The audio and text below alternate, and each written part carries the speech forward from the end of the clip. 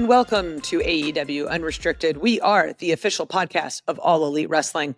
It is me, Aubrey Edwards. It is my best friend, Will Washington. We are here. We talk to guests. We do lots of fun stuff.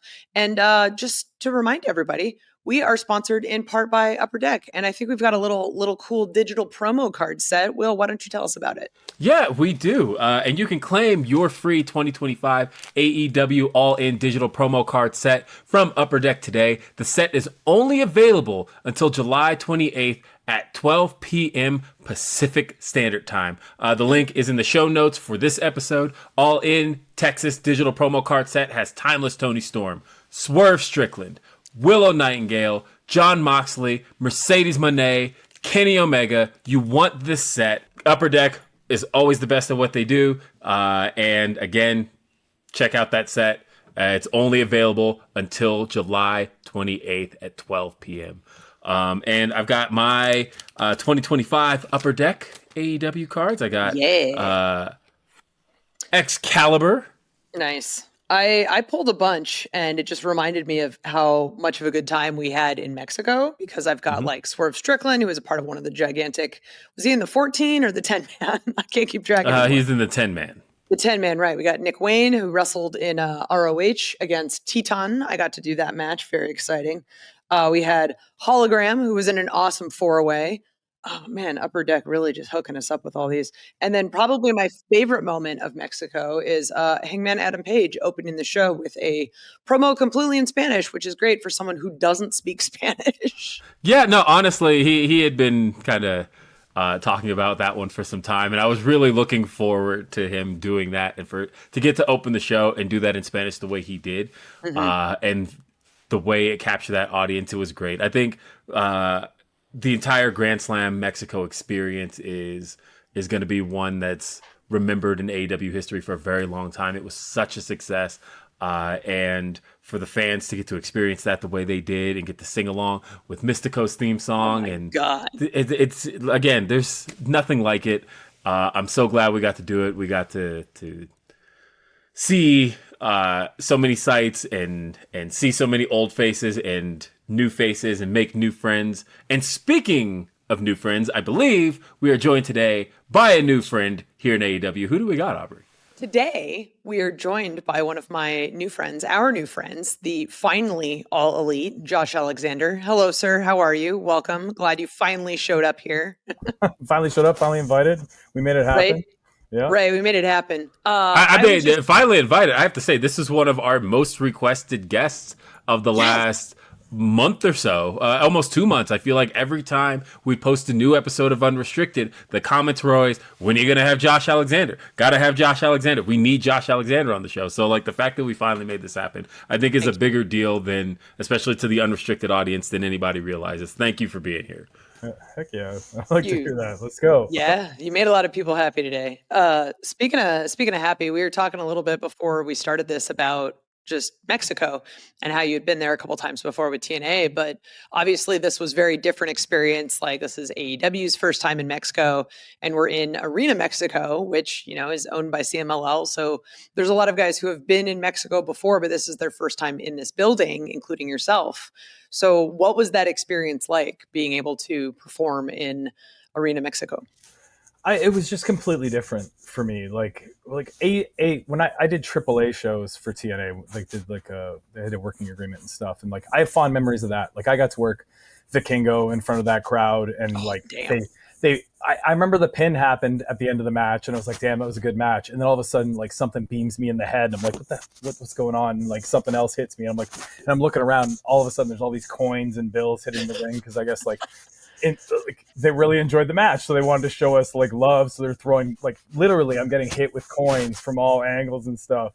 And I was like, man, this is crazy. And then I got to the back, and like me and Vikingo split up the money, and like I still have that bill that I like in my wallet. I keep it as good luck every time I travel and stuff like that, as like a memory, an omen, or whatever you want to talk about. So I have like great memories of that, but like being in Arena Mexico was something completely different. It was on a completely different level in front of that crowd. It was insane. And it was a little strange too, because me, like, I'm a big bad heel with the Don Callis family, you know, and I'm stepping in the ring. And, I'm facing, you know, a luchador that I know from Mexico, from, being in AEW and Atlantis Junior, but in Arena Mexico, man, there's a different vibe on Atlantis Junior. And, I was warned beforehand. I was like, maybe it'll be fine. And it was exactly as advertised by them. So, the local Mexican crowd really kind of heals on him, for, whatever reason. They want him to prove himself a little bit more to like kind of get over his baby face. So it was really cool for me, and it was a cool experience. And then like looking into the crowd and seeing like Bryan Danielson and Chris Hero sitting beside each other, losing their minds. And like a funny story is like we're on the bus afterwards heading back, and Bryan was on my bus, and Bryan was like, yeah, man, they kept like booing Atlantis Jr. And I'm like, no, Josh Alexander sucks. Josh Alexander sucks.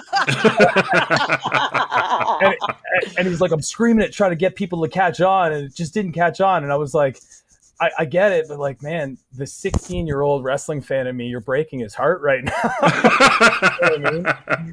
But yeah, it was a cool vibe, man. I really enjoyed myself. Hopefully we get to go back. Oh, I really hope so. Like, it's one of those, like, this better be an annual thing. And if not, can we just go there like twice, 3 times a year? Like, oh man, Yeah. Mexico is great. They definitely want it. So, Well, and talk a little bit about the, talking about Grand Slam specifically. You, of course, had the 14-man tag match, and, the chaos of trios matches is already quite a bit. And then when you get into 8-man territory, you start, it gets even more chaotic and thinking about what's going on and having to stay in communication with everybody. 14-man. Talk a little bit about kind of the chaotic nature of that moment and having that many people around you. And not just that, but at the same time, of course, yeah, you have that unpredictable element of the crowd and the way they were reacting to Atlantis. Like, how was all of that in that moment? Well, I mean, it's well documented. I've probably said it on many podcasts over my career, and I've said it, to friends in the back in locker rooms. Anything over 6 people, I'm like, I detest it. It's just like such a chore. You know what I mean? It's the worst. I did that. Yes. Like if it's a 6-man scramble, I'm like, okay, that's my limit. If it's a 6-man tag, okay, we're at a good limit here. We can piece this together and everything. But once you get anything above that, it's like there's so many personalities like trying to get their stuff in and trying to fit stuff in. And then when you're out there, like it's so much more difficult that if something goes wrong or if somebody, doesn't know where we're supposed to go or something, that you can't just kind of grab the reins and like interject and fix everything because, it's just kind of happening. And there's so many different moving parts and people involved. But like for all things considered, 14-man tag, man, I think it went really well. Yeah. There was some pretty scary bumps that happened in the match. But like, we went out there in front of that crowd, and when, you're going into Arena Mexico, like the debut show for Dynamite live from Mexico, the stakes are going to be raised and you're going to try to push the envelope here or there. So, things are going to happen. You're going to take a little bit more risks. And, luckily we all came out okay from those crazy bumps and stuff like that. But just like the adrenaline rush you have, like it kind of supersedes everything that was going on in the match at the time. Like there was moments in that match where I'm sitting there going, I don't know if we're going to hit our commercial break. And I look over at Dax, and Dax is like, oh, I don't know. And then, like, he starts. But, like, it's also that you don't have everybody that speaks English in the match. Like, how are we going to communicate this in Spanish to somebody and try to change? You can't. You just have to ride it out. Like, you're riding a wave at that point from the start to the finish, and you just got to hope it all comes together, and it did. So. I always love, and by love I mean hate, the planning process of anything with 6+ people, because it's like, hey, can you tell me about this match? And they're like, I know only my stuff. And it's like 3 moves. It's like, okay, cool. Let's try to get this entire group together to talk about this match at least once beforehand. Yeah, it is the definition of herding cats. It is wild. So the fact that you guys can pull that off and make it look as good as it does, I'm like, man, these guys are literally like the best. It's awesome. Yeah, and I'm insane. So like I want to know everything that's happening too. Like I don't just remember what I have to do. I need to know everything that's happening in order like that anybody else knows, just so I can see it all happening and make sure it's happening properly. And if it doesn't, then I have to be like, okay, how are we going to pivot on this? How are we going to fix this? Blah, blah, blah. You know what I mean? So, well, that was the thing that was going through my head was, I have having been in AEW for the last 2.5 years, I have watched many a battle royal put together, right? And just thinking about the fact that our battle royals average anywhere between 12 15 to 20 people, right? And like thinking about 14 men in a tag match, that's battle royal territory. And again, just the idea of so many elements having to play out the way they did. Hats off to everybody involved, because I think it came off on TV flawlessly. And so, again, yes, just a great moment. High degree of difficulty, but like many things, that I've experienced in my 2+ months in AEW, when there is a high degree of difficulty, it seems like there's so much talent in the locker room that just rises to the occasion. It always turns out okay. So, hell yeah. All right. Well, I want to talk a little bit about, I'm going to cut you off, Will. Sorry. Sure. I want to talk a little bit about this debut, because I know that you've only been here for a little bit. Yeah, I read your mind, dude. I want to talk about the debut, because this bracket for the Owen Hart tournament comes out and it says wild card. And I'm like, okay, I'm chronically offline. I try to stay offline to I don't want to hear rumors. I want to be surprised by it. But this one made it through my sphere of just blocking things. And I'm like, if it's not Josh Alexander, I'm going to be really, really mad. So when did you find out you were the wild card and that you were going to be facing Hangman Adam Page in Boston? So I had the same thing, because I knew my visa came in. It only came in probably 6 days prior to that show. And I've been waiting for it for probably over a month at that point, because this stuff takes time, the government and whatever else. But I had been asked, hey, can you travel to Boston? I'm like, absolutely. Yeah, let's go. You know what I mean? And I got to Boston. I flew my wife in because, she's my good luck charm. I wanted her to be there for my debut. I've shared everything with her over the past 10 years. And I didn't know until I got to the building, and, I was snuck into a room and hidden in the corner. And, a producer showed up and told me what I was doing, because I had reached out to some people that I knew and that I thought might be in the know, and been like, hey, do you know what I'm doing? And they're like, whether they knew or not, they weren't telling me. They were just you know what I mean? This is sworn to secrecy. And I'm kind of happy it is done that way, because, I can assume that it's going to be me, and I can prepare. I can, if I hadn't already been watching Adam Page religiously, like I had been, I would have just brushed up on more Adam Page stuff. But, I like that the internet doesn't know about things before they happen. I like that these things don't leak, because it makes it that much more special. And, it just helps, because all wrestlers have that thing. Before your music hits, you're like, man, I hope they pop for me. They may not know me and all this stuff. And my music hit that day and Boston erupted. So, it made it all that much more sweeter when it happened. So, well, and this felt like a long time coming for AEW fans in particular. I mean, I have been wanting to ask you for years. This wasn't the first time your name had been dropped on AEW television. Mm-hmm. And thinking about the fact that that happened, 3 years ago, it felt like there was a contingency of fans who were ready to see you in an AEW ring. I guess two-part question is, one, how did you feel about that in the moment? And two, coming back to it now, did you feel like this was kind of a full circle moment for you?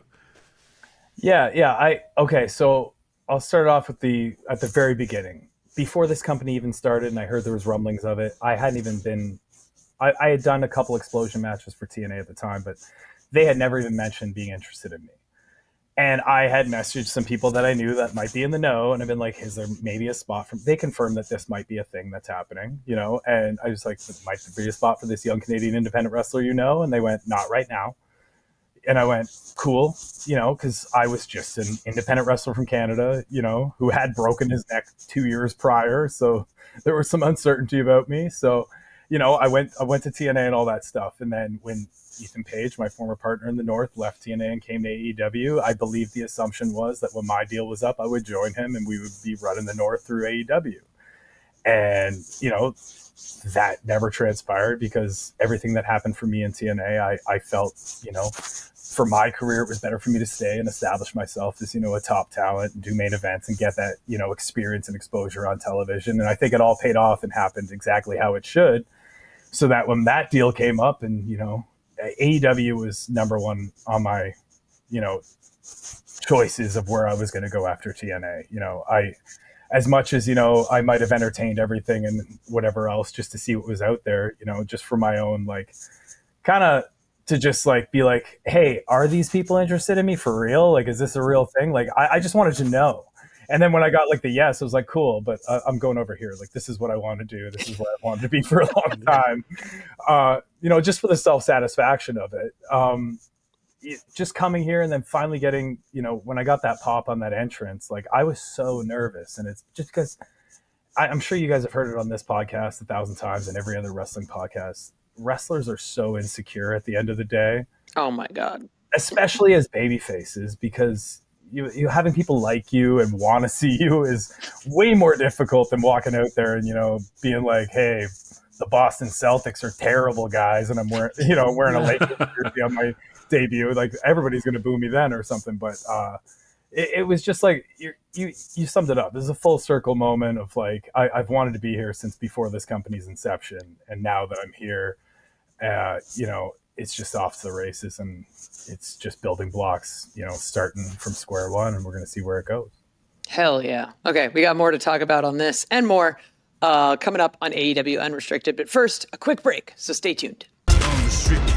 AEW Unrestricted, we've got Aubrey, we've got Will, and we are talking to Josh Alexander, one of our newer signees at All Elite Wrestling, recently joined the Don Callis family, recently wrestled in Arena Mexico the first time, also Canadian, which I'm very excited about. I had no idea that you were like still in Canada, because when I think the first time like we ended up running into each other in an airport, it was in Detroit, and I just assumed you had a connection. You're like, oh no, this is the airport I fly out of. And it's like, oh crap. Yeah, this is great. And you just meet all these friends from all over, which is so fun. I wanted to kind of follow up a little bit on the last note, because you had said AEW had always been like your number one company. And I remember the first time we shared an Uber together, you had mentioned like the first time Tony Khan talked to you. And what was your first experience with Tony Khan like? The first time he talked to me at TNA, or the first time he talked to me at AEW?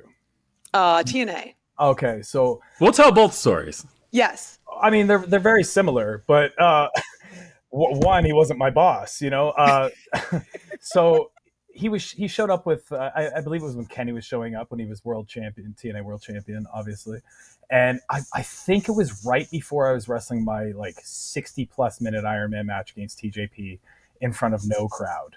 So, and we had to go on last that day because nobody was going to wait around to watch us wrestle for 70 minutes. You know what I mean? Like, so it's like 10 o'clock at night. I'm just trying to get myself hyped up to go do this insane match in front of no crowd where you get no adrenaline. You know what I mean? And somebody's tapping me on the shoulder, and I was just like, okay, just what, you know what I mean? And then all of a sudden, like the tap gets harder, and I'm like, I turn around, I'm like, what's up? And it's just Tony. And he's like right in front of me. And he goes, Josh Alexander, man, it's so nice to meet you. Oh my God, I'm a big fan. Like, I loved it when you did this, this, and this, and this. And he's mentioning stuff that like, there's no way anybody should remember this stuff. Like, I don't remember half this stuff, but he's like such an encyclopedia of wrestling. And I'm like, and I'm just kind of in shock. And he's like, you okay, man? You okay? I'm just like, yeah, man, it's just like you're a billionaire that owns a wrestling company. I just didn't expect this whatsoever. You know what I mean? And he's like, no, man, it's all good. It's all good. And he like tapped me on the shoulder. He's like, good luck out there. And he just like walks past me, and like Jerry Lynn was behind him because he was with him that day. And Jerry looks at me and goes, you good, man? I'm like, yeah, I'm good. And he just like walked off. And then I went out there and had that insane match. And, you know, that was the day, like that was the match that I think that really like springboarded my personal career to like being recognized as somebody that could, you know, be a top guy in a company at like TNA and stuff like that. So it was just a crazy time to meet him that I'll never forget, as many things as I do forget that happened in my career. But yeah. And then obviously right before I went out, he just kind of gave me like the thumbs up, kill it out there, let's fucking go. And I was like, cool. I went out. All of this sounds exactly as I would expect it to go. Yeah, and it's even funnier when I come back, because I came back and it went really well and all this stuff, and they reacted for me. And he was really hyped up. So yeah, fucking you sick match, man. You fucking did good, blah, blah, all this stuff. I'm like, thank you. He gets up, he hugs you. It's real exciting. And I'm like, thank you, man. You know, I really appreciate you bringing me in. He's like, yeah, fucking let's keep going, blah, blah, blah. And like, I kind of walked off, and I've known RJ for 20 years, and RJ's right there. And RJ goes, how did that go? And I was just like, I'm just worried. And he goes, why? I'm just like, because I don't emote excitement in my face. Like, I'm excited, but I don't do it like that. And he goes, yeah. I don't think he'll take offense to it. I'm like, okay, cool. You know what I mean? Like, I was just so worried that he was like, Josh isn't excited to be here at all, because like, I don't do that with my kids do something amazing. I'm like, oh my God, that's awesome, little guy, like blah, blah, blah. But like, I can't do it for wrestling. Like, it's completely different. No, that's great. I mean, look, that I knowing Tony, as long as what you're doing out there, and as long as what you've put out there is the best effort for the product that we're creating, and that's exactly what you did. You sold it perfectly. Yeah. So let's talk about the Don Callis family, because one of the things you talked about was the difficulty of having to go out there as a babyface. But luckily, you didn't have to do it for very long, because by the end of the night, you were a solidified heel in one of the biggest heel factions in all of AEW and the history of AEW. So let's talk about what it's been like getting to align with Don Callis. This isn't the first time you've worked with Don Callis, but now you're getting to be in a faction with Don Callis in AEW. How did that all come together? And did you find out that day, or had you kind of gotten some rumblings that was going to be the case? I found out that day. Like, I found out what the match I was having, and then shortly thereafter, Don kind of came into the room. It's just like, so after the match, I'm gonna whisper in your ear, you're gonna jump him, you're gonna be in the family. And I was like, cool, because I mean, I've said it on other podcasts. Like, I had kind of, during that visa process when there was so much uncertainty with what I might do, I had mentioned to, Scott Demore, who's a neighbor of mine here in Windsor, Ontario, when we got together, that like, I was like, I kind of hope I get put with Don, because like, I'd worked with Don in the past, like you said, in TNA. And I think Don's a very smart man for, telling wrestling stories and getting heat and, doing business the right way to draw money. He's like brilliant. That. I've learned I only got to work with him like a couple times from a production standpoint in TNA, but he was always somebody that was in the writer's room that was kind of going to bat for me, because when the North was a thing, and there needed to be a singles match with one of us, I would usually be the one that was depended on to have the good match with like the Marufuji or the Vikingo or any of these people that was coming in to highlight that they could get a win on, because I was a tag team guy. So I always knew that Don, if nothing else, thought a lot of my in-ring wrestling. So, you know what I mean? And I wanted to learn more from like the promo side, the business side from him. So getting put with him has been, a great thing for me. I'm very happy to be the Don Callis family. It's a stacked team. You mean between Kyle Fletcher, Kanosa Takesha, now we have Okada, and like the family's growing week by week, but every week. yeah, it's just a stacked group, and it's cool just to be kind of highlighted in that faction to where, I'm seen a lot on TV right out the get-go. So I want to talk a little bit about, because you mentioned Scott Demore there, and I know you guys have a pretty great friendship. I know he's working with Maple Leaf Pro Wrestling, which you are a champion at. What is your relationship with Scott like? And did you have a relationship prior to TNA, or did that just kind of blossom at TNA? So if you were to ask like social media, I have been a Scott Demore guy forever. And I owe everything that's ever happened in my career to just being friends with him and the nepotism involved in it. But it couldn't be like further from the truth. Like, I remember Gail 3 years ago, who's been friends with Scott for, since 2005 or something. She was like, oh, you're a Scott Demore guy. And I was like, what does that mean? And she was like, hey, you've known him forever. You've always been one of his guys. He trained you. I was like, no, he never trained me. No, he never booked me on any of his independent shows that he's ever had until after I was already in TNA for years. You know what I mean? Like, he didn't talk to me for the first 2 years I was in TNA, basically. You know what I mean? Like, it was like he talked to me, but it was never like we had a relationship or a friendship. Mm-hmm. It wasn't really until after it's like colleagues. Yeah. After that Iron Man match, that's why I call it kind of my springboard to success. That's where, like, I think in his eyes, like, my abilities and what I could do in that company changed, and that's where he kind of started opening up and trusting me a little bit more, and that's where the relationship grew to the point now where he's one of my best friends in wrestling, because I can go to him with any questions I have and stuff like that. And I mean, I chalk it up always to being reliable and dependable. he knows that I'm always going to go out there and I'm going to do whatever I'm told. I'm going to do it to the best of my ability, and I'm always going to give more than 100%, maybe at the expense of my body. It's just the way I'm wired. And, I'll kill myself to try to make sure everything goes as good as possible. And it's something that's paid off for me. And, now going in MLP, I'm like, that's why I'm Canadian champion. I'm somebody that can be depended on to have these good matches when they're needed in a moment. And I'm very, very grateful to have that trust.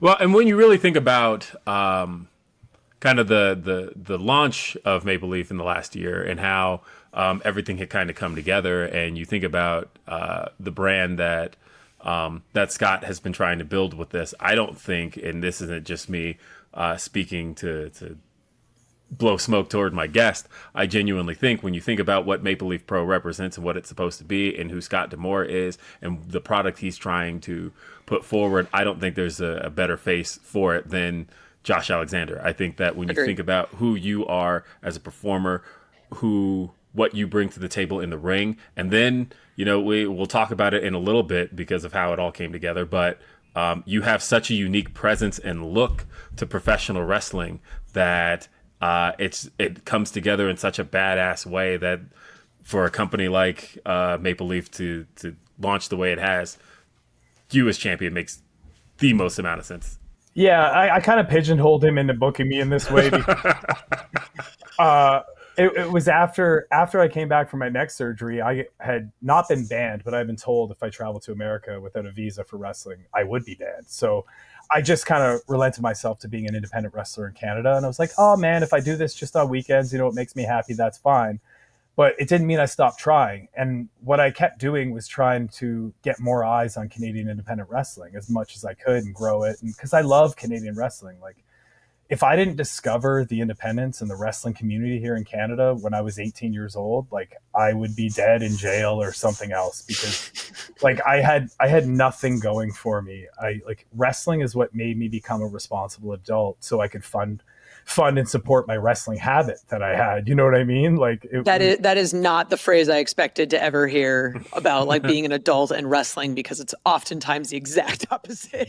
So it worked out for you. No, I was like homeless, living in my car for a month, waiting for my room to be done at my grandma's house so that I could move into my grandma's house, just so I could squat there for a bit. And I had to be like, man, I need to get a job. I need to get like become responsible so that I can continue to do this wrestling thing. And it's what made me grow up. You know what I mean? Hell yeah. So. I like it. I like that a lot. Oh man. Okay. Oh, more coming up, but we have to take a quick break. So stay tuned here for AEW Unrestricted. AEW Unrestricted. It's Will Washington. It's Aubrey Edwards and our guest, the walking weapon, Josh Alexander. Josh, we talk a lot about world traveled performers. And I don't think we can use that phrase with anybody more than we can use it for you. You have traveled the world and performed all across the world. And not just that, but you have performed with so many of the AEW roster. When you think about it, when you walked in, did you kind of feel that moment that a lot of guys do of like, this is almost a reunion in a lot of ways? Because, you see a speedball Mike Bailey, right? Like somebody that you were just around literally a few months prior.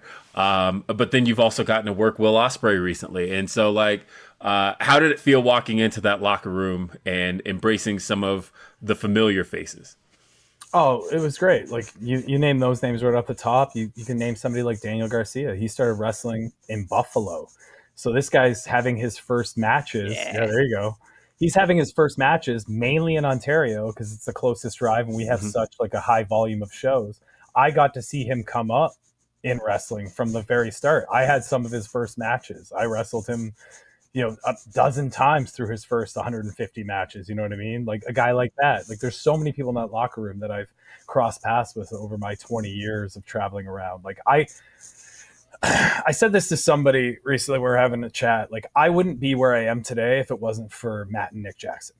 Mm-hmm. And I think it was because Big LG had the clip on his podcast just saying you need to put these guys over more because they're great guys and people owe them a lot. But like seriously, Me and Ethan Page flew to LA. It was our first flight ever as a tag team to wrestle on like a little independent show for like $30, but they bought our flight and they put us in a tag match against the Young Bucks. Oh my God. And from that, we flew home. 2 months later, they called us on the phone and was like, do you guys want to wrestle in PWG? Just because like we made that connection of having that chemistry with them in that good match. And we're like, do we want to? Yes, of course we want. It's a rhetorical question. This is 2015. You know what I mean? And then we show up at PWG and our first match is a tag match against the Young Bucks. Young Bucks were like, when we went out to the ring, their music hit. It was the first time in my life Ethan Page turned to me and was talking to me right beside me, and I just went, I can't hear you, because the crowd was going so like the pop was that insane. You know what I mean? It was like without that, them just like being like that networking thing where they get us that booking, like I don't think my name would have been seen enough to, you know, get the shots at the Ring of Honor and then the TNAs and stuff like that to elevate my name. So it's really weird how things happen, but everything happens for a reason. It's really cool how it all works out at the end. Right. So you mentioned 2015. I want to talk about the brief retirement and the neck injury, because this is obviously a big deal. Talk about the decision and why you felt that was like your only choice at that point and why you ultimately came back. Well, I first broke my neck in July of 2014. I had surgery in September, and I came back in October because at the time Ring of Honor was talking about signing what was then the Monster Mafia. And I was really scared that, you know, if I had to take 9 months off, blah, blah, blah, like Ethan would lose his opportunity and stuff. So like, I'm like, I'll work around it. You know what I mean? I'm not going to take any head bumps.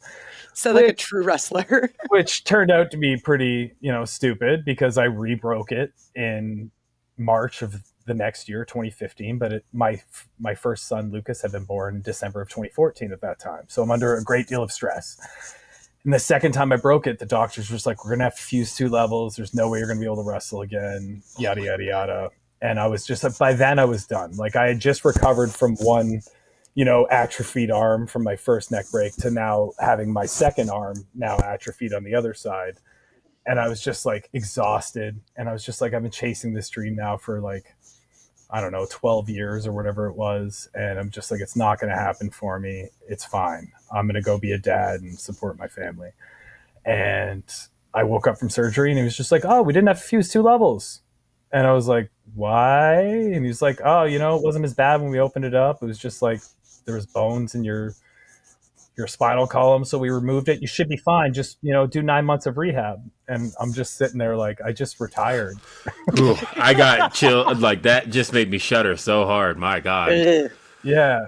And it's weird though, because like I didn't say I'm going back to wrestling. I was just like, I'm just not going to tell anybody I'm going to stay retired, because I didn't want to be that wrestler that like fake retires to make money, or like I didn't want the fans to think I took advantage of them, because I had a retirement show with a lot of support and stuff like that, and it meant a great deal to me. But you know, 6 months later I was out drinking with my friends and I mentioned it to Ethan Page, and he was like, you're coming back, what are you talking about? He's just like, you're miserable, you have to come back. And it was just like, you're miserable or you're sleep deprived, because like, let's remember there was the baby there. Yeah, but I was really unhappy without wrestling. So I was like, sure, man, if you think the fans aren't going to like, you know, shit all over it, I'll come back. And I came back and it all went really good, man. And I've never had a problem with my neck since, you know, knocking on the wood behind me. But yeah, it's just been something I've had to deal with ever since. It's been 10 years since I, you know, had my neck surgery, and, you know, things have been working out pretty good so far. So I'm just going to ride this wave as long as I can. Hell yeah. Well, one of the things we talked about before was, you know, I mentioned how you have one of the most unique looks in professional wrestling. And a big part of that is wrestling in headgear, which ultimately ended up adding such an intense element to your presence. But there's actually a story to the headgear itself that a lot of AEW fans may not know. Can you share that with our audience? Yeah. The short story of it is I wrestled on a Thursday night in Toronto. I took a head scissors from M-Dog Matt Cross, and he had like a knee brace on, and it scraped my ear and it cauliflowered. and I had a booking the next day for what was the JT Lightning Invitational Tournament for AIW in Cleveland. And I went and I drained my ear that night myself because I've no stranger to cauliflower ear. Yeah. And I went and did the tournament. And that night, I remember I was wrestling ACH in the opener. And I was supposed to go to the finals, if not win this tournament, which, you know, on the independents is kind of a big deal. So I was pretty hyped for it. And I was like, just whatever you do, just please try to stay away from this ear. It's really sensitive. And there was just one point in the match where he goes to give me that enziguri over the rope. And when he did, it just like toe kicked me right in the ear. And my ear just blew up bigger than this headphone.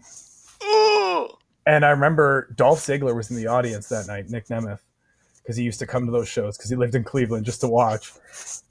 And I sold over the corner and I like touched my ear and my whole hand was around it like this. And I was like, and I look over it and I see Nick in the back of the audience. He goes, "Oh no."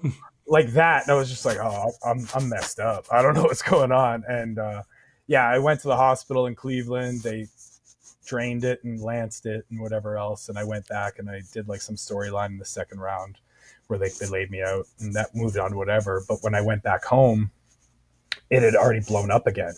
So whatever the hospital did for $1,700 didn't fix it. And I went to a Canadian hospital and waited 12 hours to be seen. And once I got seen, they ended up having to surgically like cut it all open and like pin it to the side of my head. And they were like, don't touch it or irritate it for 3 to 5 months. And I was like, I remember I was like, I have a booking in 2 weeks in Ottawa, guys. And they were like, well, don't touch it. And I was like, okay. So I ordered headgear and put it on for the first time. The first time I ever wore it was at C4. And the match was against Speedball Mike Bailey and somebody else in a 3-way. And I remember I felt like such a goof wearing it, walking out. Like I walked out and like fans are barking like I'm Rick Steiner. I'm getting like Princess Leia chants, nice headphones, jackass. Like I'm hearing everything. And I'm just like, I'm such a goof, but whatever. And then the match was awesome. You know, it's Mike Bailey, so it's hard not to.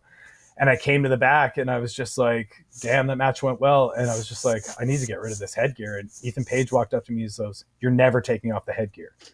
And I'm like, in my head, I just said, I need to get rid of this. And he goes, you're never taking it off. I go, why? He's like, you look like such a badass and it's so unique. It's got to stay. And I was like, all right. And it's never left since. So Yeah, it's one of those things. It's like, it's the most wrestling thing, but no one else did it. It's so smart and brilliant. People have tried. Like Rick did it. And then there was a bunch of people in NXT that kind of tried. And I believe it was like shortly after I put it on in 2012. There was a couple wrestlers in like NXT or FCW that had tried to do it and they wore it for 2 weeks and they were like, nah, I can't do this. And I was like, whoof, phew, still my thing. You know what I mean?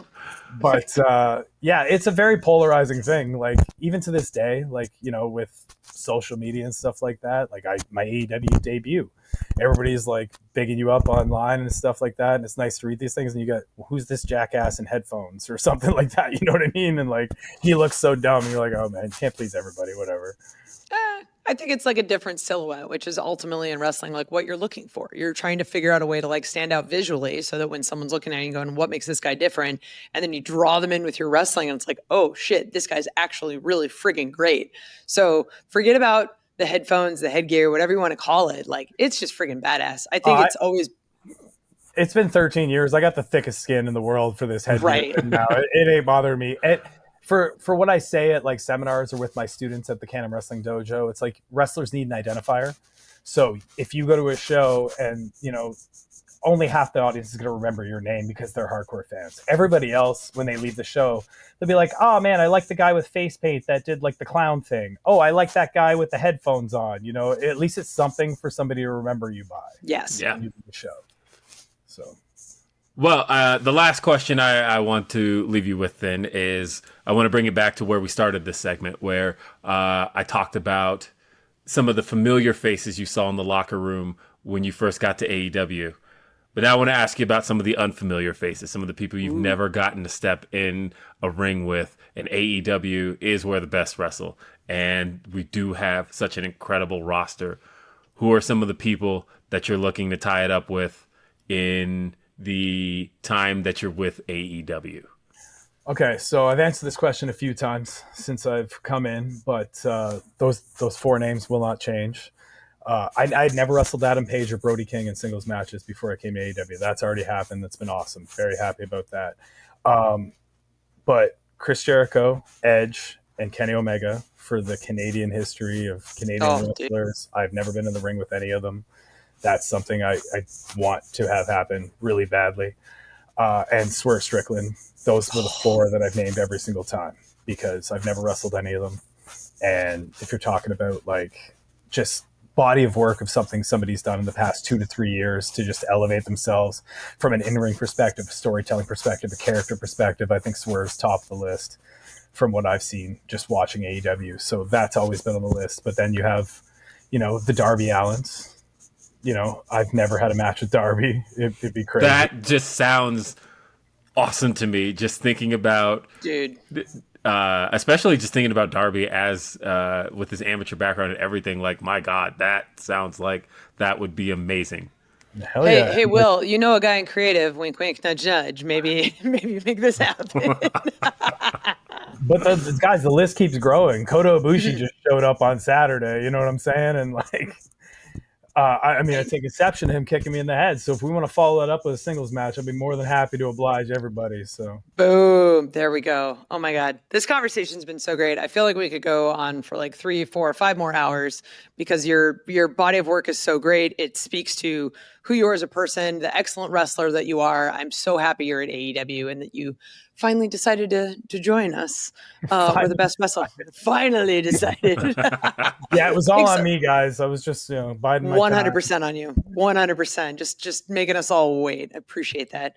But yeah, thank you, Josh Alexander. You can follow him on X and Instagram at walking_weapon. AEW Unrestricted is sponsored in part by Upper Deck. You can remember, you can collect your favorite wrestlers in the 2025 Upper Deck AEW and start your trading card collection today. You can unwrap autograph memorabilia, premium tech inserts. Visit upperdeck.com to learn more. You can listen to and follow this podcast, AEW Unrestricted, Apple Podcasts, Spotify, all the fun, cool podcast apps. You can check out video episodes on our YouTube channel, AEW Unrestricted. Hit that subscribe button so you never miss an episode.